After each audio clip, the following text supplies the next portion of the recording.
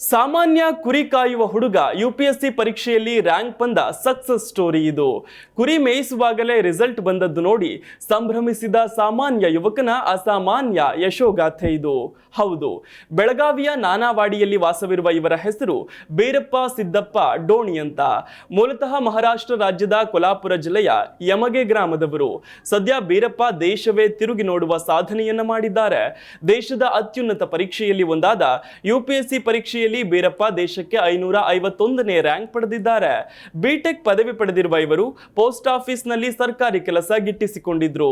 ಆದರೆ ಇಷ್ಟಕ್ಕೆ ತೃಪ್ತಿ ಹೊಂದದ ಬೇರಪ್ಪ ರಾಜೀನಾಮೆ ನೀಡಿ 2021ರಿಂದ ಯುಪಿಎಸ್ಸಿಗೆ ತಯಾರಿ ಶುರು ಮಾಡಿದ್ರು. ಯುಪಿಎಸ್ಸಿ ಪರೀಕ್ಷೆಯನ್ನ ಪಾಸ್ ಆಗಲೇಬೇಕು ಎಂದು ಹಠ ಹಿಡಿದು ಚಲದಂಕ ಮಲ್ಲನ ರೀತಿ ತಯಾರಿ ನಡೆಸಿ ಕಡೆಗೆ 3ನೇ ಪ್ರಯತ್ನದಲ್ಲಿ ಯುಪಿಎಸ್ಸಿಯಲ್ಲಿ ದೇಶಕ್ಕೆ 551ನೇ ರ್ಯಾಂಕ್ ಪಡೆಯುವುದರ ಮೂಲಕ ತನ್ನ ಕನಸು ನನಸಾಗಿಸಿಕೊಂಡಿದ್ದಾರೆ.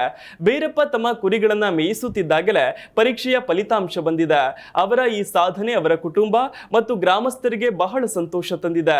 ಮುಖ್ಯಮಂತ್ರಿ ಸಿದ್ದರಾಮಯ್ಯ ಅವರು ಬೇರಪ್ಪ ಅವರ ಸಾಧನೆಗೆ ವೈಯಕ್ತಿಕವಾಗಿ ಕರೆ ಮಾಡಿ ಅಭಿನಂದಿಸಿದ್ದಾರೆ. ಐಪಿಎಸ್ ಅಧಿಕಾರಿಯಾಗುವ ಮಹತ್ವಾಕಾಂಕ್ಷೆಯನ್ನು ಬೇರಪ್ಪ ವ್ಯಕ್ತಪಡಿಸಿದ್ದಾರೆ.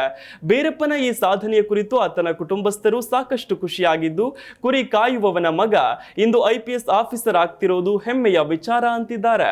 ಒಟ್ನಲ್ಲಿ ಕುರಿಗಾಹಿ ಯುವಕನೋರ್ವ ತನ್ನ ನಿರಂತರ ಶ್ರಮದಿಂದ ದೇಶದ ಅತ್ಯುನ್ನತ ಪರೀಕ್ಷೆಯಲ್ಲಿ ಪಾಸಾಗಿದ್ದು ಎಂಥವರಿಗೂ ಸಂತಸದ ಸ್ಫೂರ್ತಿಯ ವಿಚಾರ.